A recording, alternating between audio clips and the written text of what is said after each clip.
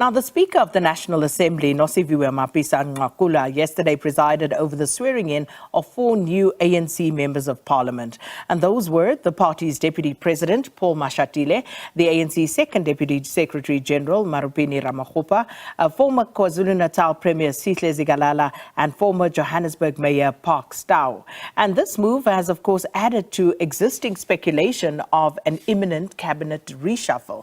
Now, it has been widely speculated that the current ANC President, Deputy President Paul Mashatile, will be the country's president in time to come, especially after the Deputy President David Mabuza confirmed his resignation over the weekend. However, ANC Parliamentary Chief Whip Phemi Majondina said that it is not a written law that President Ramaphosa will automatically appoint Mashatile as his second in command. And joining us for a discussion on these developments is Xolani Dube, who's a senior researcher at the Zubera Institute for Research and Development. Xolani, good to have you with us. Welcome to Morning Live.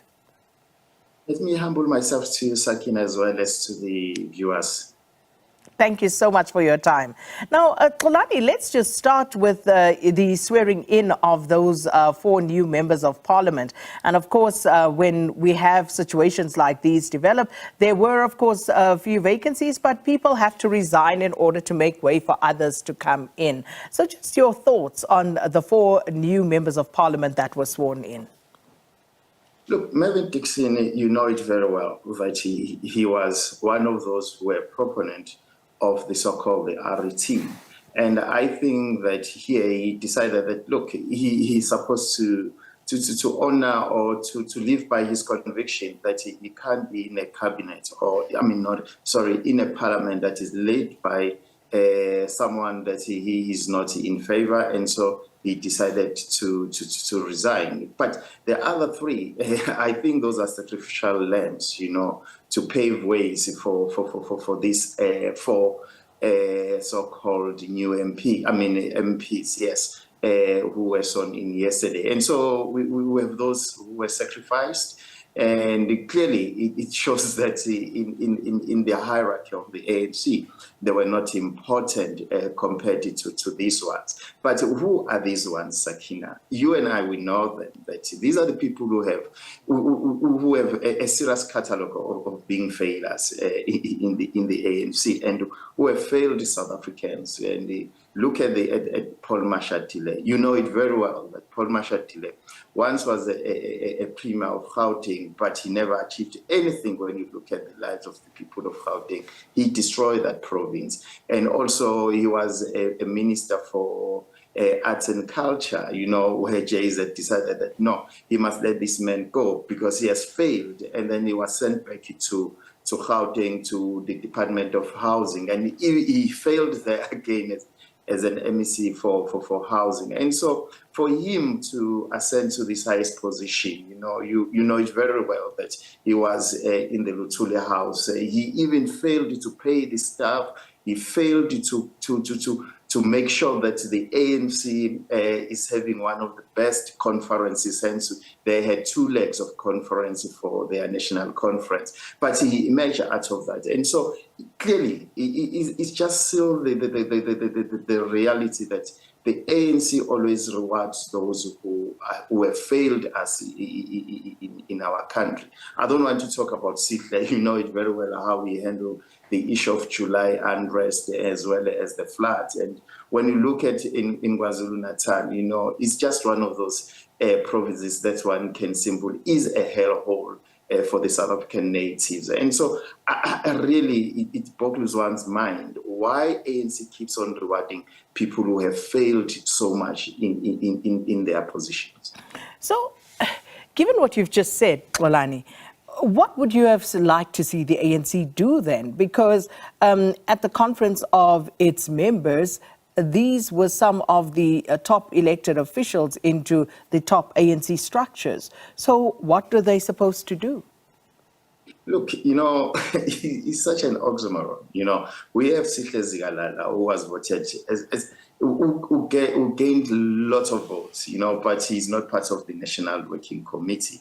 And so it shows that the ANC, to a certain extent, as I keep on saying, is a madhouse. But look, we know it very well that in the history of the ANC, when ANC, it is a people's movement, when it was living to that a reality that it is a people's movement, they always move out and search for people who can rescue it. You remember about Chief Albert Luthuli and the others who were not members of the ANC, but there was a time where ANC made a serious introspection and they said, look guys, for us to save this movement, we need to move out and recruit people who are not part of us, because us, we have failed, and so we need other people who will inject new ideas, who have what we call it moral and ethics upstanding in our society. Hence, they went to recruit Abu Baba, Chief Albert Luthuli. And also, when you look at the parliamentary list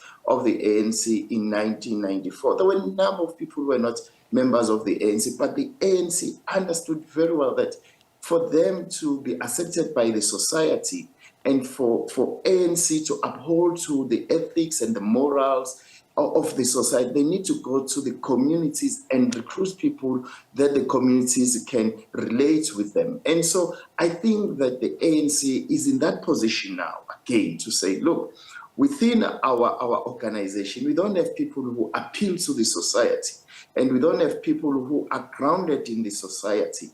And we have to go out and recruit people that really society can relate with them. Yesterday, Nkosazana Zuma was chased in Queenstown some 2 weeks before. Before Nkosazana Zuma's being rejected by the community in Queenstown. It was Fikile Mbalula. And so it showed that the public is no longer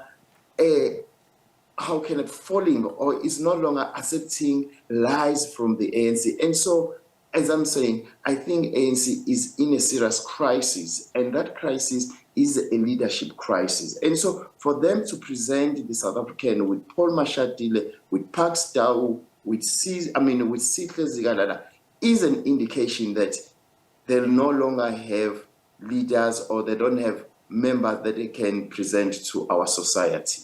So following from that thread, who should the ANC possibly approach? Give me two names of whom you think the ANC could approach to effect the sort of change that you are suggesting. Look, ANC is a people's movement. That's how it was formed. And we have a number of community leaders in our society that can make a serious impact, because it's not about the ANC. That's what we were told. It's about the society. And so we have a number of people, of which I don't want to advertise them. No. I want you to give us just two. Give me two names, or even one, of someone whom you think the ANC could do well to recruit into their ranks, to show the people that they are cognizant of the failures that you point out, and that they are willing to change for the better. Give me one name of someone they could recruit. I can give you even more than one. There's a young man by the name of Lincoln Man. Once was a spokesperson for Professor Bengu, and that guy has done excellently when it comes to the issues of finance. He has worked with number of with number of banks in our country, and we have Khanyago, is one guy who really loves South Africa, who can enter into the mainstream politics. And I'm just giving you people really who Which Khanyago? Which Khanyago? The governor, as much as the governor, but is not a politician. But can you imagine her if he can become the Minister of Finance, And we have a number of people. We have. But what's likely to change? What's likely to change if we had Lesetja Khanyago as the Minister of Finance? Because remember, there's already some consternation around what has been termed this revolving door between the treasury, the banks in South Africa, and of course what's playing out in the economic sphere. So what is likely to change with Kganyago at the head of finance in the country? Look, he's someone that currently is being needed, you know, because whatever that he's doing is not having a political authority, you know, and we need someone who's got a political will to change certain policies in our country. But look, Sakina, the reality that we have to accept also as South African, a very painful one, is that the time of the ANC has come to an end, you know, and possible. We need a new society that will think away from what ANC has been subjecting us to, you know. And so those are the things that we are really finding ourselves dealing with, that this is an organization that has dragged us to this rabbit hole. And how do we escape it? Hence, I'm saying that if we have to escape from this rabbit hole, there are two options. It's for ANC not to have an inward looking, but to go out and recruit other people like they've done before. Or else it's for us, society, to say, for us to move forward, we need to bury this organization and never think about it, and creating new leaders in our society, because our society, we do have leaders. You go to number of communities, they are community leaders, but these community leaders, unfortunately, they don't get space because our space of leadership is defined according to politics. And these are the people that need to ascend to this highest position. We have enough people. If I can problematize that statement for just a brief second. So these community leaders, we have seen at local government level over and over again at Xolani, where people are great leaders when they are outside of government, and once they get elected into positions of authority of government at local government or any other level, they seem to go exactly the same route as their predecessors. So what sort of, examples do we have that says to us that people who do great before they are elected will indeed see through that with the same sort of rigor, the values and principles that they have once they get into government?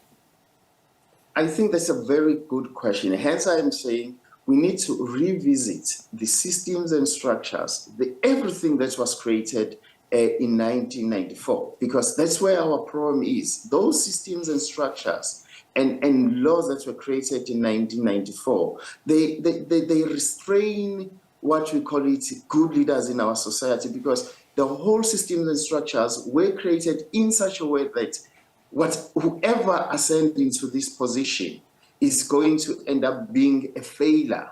Hence, I am saying in 1994 agreement is an agreement that has lots of limitation in terms of unleashing potential and moral and ethics of our leaders. Hence, we have seen that, as we are saying, that look at Mkhuseli Jack in the Eastern, in Gqeberha. One guy was brilliant, but he went into coalition with the ANC and he bent his fingers, and then now he's back to form a coalition with other guys. Look at Herman Mashaba, lots of expectation that we were having around him, but look where he is now. And so even this coalition, that's why I'm saying South Africans need to rethink all these systems and structures of governance, because we can see that they don't produce anyone who's better, but they keep on producing one and the same type of people like Paul Mashatile, Sihle Zikalala, Pakstow, and the others.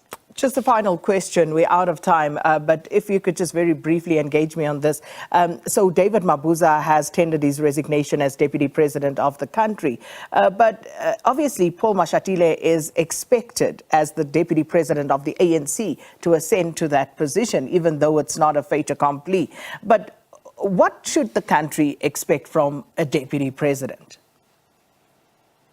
Look, a Deputy President has got a serious responsibility because he's a leader of business, and also on the moral and regeneration of our country, and is also dealing with a very important issue of is leading what you call it SANEC when it comes to the HIV and AIDS. But the fact of the matter is, the people who are posted or who are deployed to the deputy president office are people who are always feel that they are only there as the de facto president, you know, and so they ended up forgetting what the portfolio, the importance of being a deputy president. But look, when it comes to Paul Mashatile, to be quite honest, we must not expect anything. As I've said, this is a man with a catalogue of failures. And so I don't think that there's anything that we can expect from him, except a continuation of his, what you call it, writing of failures. And so I don't think really that we as South Africans, we need to have high hopes. And I really will be much more worried if he become the president of this country, because that's where I would say, look, we are really fulfilling the script that we as the South African natives, we cannot lead this country, and we as the South African natives, we always promote those who are not supposed to be promoted to lead us. And so all right. I think we are in that nexus. We have to leave it there, unfortunately, Xolani. But thank you so much for engaging us this morning. Xolani Dube, Senior Researcher at Zubera Institute for Research and Development, on some of the political developments in the sphere of national government.